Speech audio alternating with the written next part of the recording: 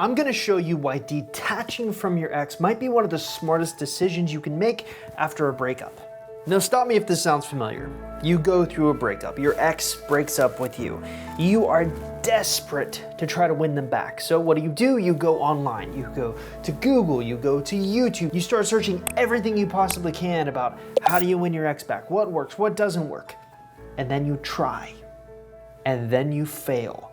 Your ex wants nothing to do with you. So you try again, even harder, which just in turn pushes your ex away even further. And it's only at the point that you finally give up that your ex finally comes around.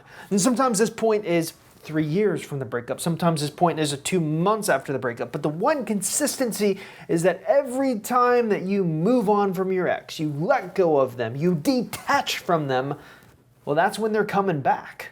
I wanted to find out why that was. Now, the most common attachment style pairing that we see in our coaching practice is our clients tend to have anxious attachment styles and their exes tend to have avoidant attachment styles. And these two obviously clash. And if you don't believe me, here's the proof. In a poll I ran in 2021, you can very clearly see that most of our clients believe that their exes are avoidant.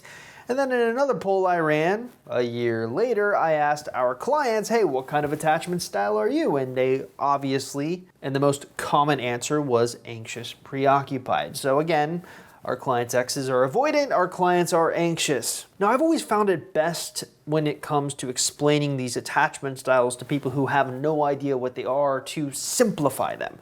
And if you're looking at each attachment style, specifically insecure attachment styles, at their simplest form tend to work and revolve around what I call core wounds. Now, there are really only 4 types of attachment style. You have a secure attachment style, an avoidant attachment style, an anxious attachment style, and a fearful attachment style. But what really matters is we don't really care about secure attachment styles. That's not you, that's most likely not going to be your ex, which means we have 3 attachment styles left over. And each of these attachment styles has what's called the core wound. And the core wound in and of itself is some concept that describes why they have the attachment styles that they have. So for example, an anxious person's core wound is going to be a fear of abandonment, meaning if they get into a relationship with anyone and that person makes them feel like they're going to be abandoned or their own fears play out where they feel like they're going to be abandoned, guess what happens? They start to act extremely anxious. Now on the other end of the spectrum, we have the avoidant attachment style. And the avoidant attachment style's core wound revolves around independence, specifically a loss of independence. Avoidants tend to be very lone wolf type individuals. So anytime you take away their independence, this ends up causing them to avoid and ignore and seem less interested. And then the fearful attachment styles are just kind of taking the worst of both worlds and combining them. But like I said, our most common pairing is going to be the anxious person and the avoidant person. And what's interesting is usually when these two people enter into a relationship, a type of cycle begins. We call this the anxious avoidant cycle. Here's how it works. The anxious person gets close. The avoidant person runs away. The anxious person starts a fight. The avoidant person avoids the solution to the fight. And then one of 2 things is going to happen. Either the anxious or the avoidant will make up and then continue this horrible cycle polluting the relationship, or they will break up, ending the relationship. So where does the detachment aspect of this come into play? Well, one of the really interesting things I've noticed when I've researched the avoidant and anxious individuals is they tend to do really well when they enter into a relationship with a secure individual. Let's just use an avoidant person as an example. The avoidant person, oftentimes their big issue with an anxious person is the simple fact that the anxious person is so afraid of being left that they overcrowd the avoidant and makes the avoidant feel ultimately like they don't have independence. The secure person is smart enough to know, hey, I can give you some space. And then they ultimately give the avoidant some space, which really revolves around this concept of when they see the avoidant pulling back, they pull back. The anxious person can't really do that. And so in a way, the secure person knows when to detach. They know when to give an ex space. They know when to give their partner space. And this is why I believe detaching from exes in the post-breakup period works so well. You're not threatening their independence. Instead, you're just allowing them to have the opportunity to not only grieve the relationship, but daydream about its best parts. And if you don't buy into this, there's actually been studies proving that this concept works. In fact, this is a phenomenon best described by one of my favorite avoidant attachment websites called Free to Attach. And I'm going to quote exactly from them. Without the danger of reciprocity, you get it, reciprocal, that thing. Without the danger of that, so particularly after an ex has moved on, liberation from the fear of engulfment finally gives free rein to an avoidant's latent romanticism. Essentially, move on, detach, and your ex will begin to have nostalgia about you. To further back this up, I'd actually like to introduce you to a case study I interviewed on this very YouTube channel. So one of the things I often talk about when it comes to success stories in my interviews with them is this concept of appearing to move on from an ex actually working to make them come back. So in a way, this is detachment as a whole. But one of the people that I'm most proud of, and one of the best interviews I think I've done, was with a woman named Lee. Probably one of the most ungettable queens I've ever met. So not only did she get her ex back, but after she got her ex back, she made the decision to walk away from him because he just wasn't up to her level anymore. Pretty cool, right? But what's interesting about when I interviewed her was this statement that she made. And he literally goes to me, he goes, yeah, like what's going on in your life? I've been following your social media, but it's kind of hard to read what's going on. And I was like, sucker, like, because it's like, I'm posting little things like new apartment. I'm out with friends. He has no idea who they are. And he just saw me like I evolved. It's really that last statement or that last sentence by Lee that interested me. She hits on the heart of the matter, evolution.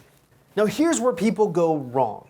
Oftentimes when you land on a video like this, most experts will sit there and say, detach from your ex, that will make them miss you and they will come back. But I don't think that's the case. Everything I've researched says that detaching from your ex alone isn't going to make a difference unless you evolve. So a lot of it has to do with what you're doing with your time away from your ex to evolve yourself. It's not about the fact that you aren't good enough right now. It's about the fact that you aren't up to your full potential. And all you have to do is be disciplined and live your best life. I know, cliche, but bear with me here. I have some really cool things. Now, I think the important part of the detachment aspect when it comes to evolution isn't the fact that you're evolving, but it's the fact that you're evolving without your ex. Exes have this weird way of taking credit for everything that we're doing, especially in the post-breakup period, because everything is so hyper-analyzed. So oftentimes what I've seen happen is our clients will evolve, but they evolve for the wrong reasons. So they evolve to get their ex back. This should not be about your ex. This should be about you, about achieving your maximum potential as a human being. Because what ends up happening is if you evolve from your ex senses that. And then what they think is, oh, they're only evolving because of me, which makes them think they're kind of better than you. And it kind of knocks you down on the pedestal. We don't want that. But here's the other question. How do you evolve when you're being detached? Now, perhaps if there's one strategy that I recommend on this YouTube channel that pretty much everyone universally loves, it would be the Holy Trinity. And no, this is not anything biblical. This is actually about looking at your life and dividing it into 3 prime categories. And really, all time of your life can be divided into these categories. All things you do can be divided into these categories. So what are the categories? Well, the Holy Trinity is health, wealth, and relationships. I'll spare you the idea of what's encompassed in these categories, but I think you're smart enough to figure that out for yourself. So health, wealth, and relationships. Now, the idea of the Holy Trinity is to balance these areas out. Now, this doesn't seem like it's a way for you to evolve. This seems like a time management task, but that's not what I'm really talking about here. The Holy Trinity is the first step towards something else. And that something else is absolutely the most important thing that you can be doing with your time in the post-breakup period, and that is finding your own magnum opus, specifically the magnum opus intersection. So what is a magnum opus? Well, Wikipedia defines it as a large and important work of art, music, or literature, especially one regarded as the most important work of an artist or writer.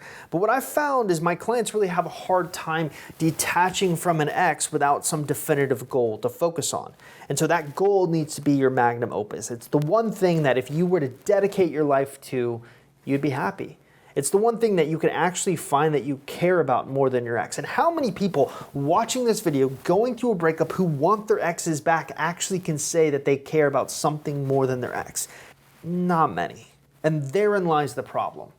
So how do you find your magnum opus? Well, it's the intersection of all three areas of the Holy Trinity. And this is the kind of thing that I think you need an example for. So like always, I will use myself as a guinea pig for your pleasure. So there are three criteria to make up a magnum opus. It needs to intersect the Holy Trinity concept. So it needs to be, number one, something that makes you either stronger physically or emotionally. Number two, something that you can actually earn money from. Or number three, something that you can forge new relationships with. Now, since I'm using myself as a guinea pig, let's talk about what my magnum opus is. Now, I've talked a little bit about this on the channel before, but since it doesn't have a huge overlap to what we're talking about here, because it's so drastically different, I don't really give it a lot of face time, but here we are. I will embarrass myself in front of the world. I'm writing a fantasy novel, like being very, very serious about this, to the point where I've hired a professional editor, a professional composer, and professional concept artist to bring this world to life. I'm taking this super seriously. It's going to be my magnum opus. And the coolest part about it is it hits on all three areas of the Holy Trinity. Number one, health. It's helped me with my depression. In 2020, like many of you, I went through a really difficult time. And it was the only thing that helped me focus on getting out of the depressive episode I found myself in. Wealth. Obviously, if it goes well, I can turn it into a full-time income, and it's something that I really am passionate about. So it hits there. And relationships, I've actually made one of the best friends I've ever had in working on this project. So it's hit on all three areas of the Holy Trinity. But perhaps the coolest part of a magnum opus, if you're doing it correctly, is you're going to get attention, and not just from your ex, but from other people. I can't tell you how often people have come up to me and said, I tried your advice of finding this magnum opus. I just posted about this thing I was doing, and it's amazing. Not only did my ex reach out to me, but all sorts of other people reached out to me. I got dates, it was great. So here's the point. If you do something noteworthy, something that you're passionate about, not only are you detaching from your ex, but you're being someone that your ex kind of feels like they're missing out on. They're not a part of this really important journey that you are going on. And that makes them jealous. It makes them want to be part of the journey. So here's my question for you. What are you waiting for? Detach, evolve, find your magnum opus.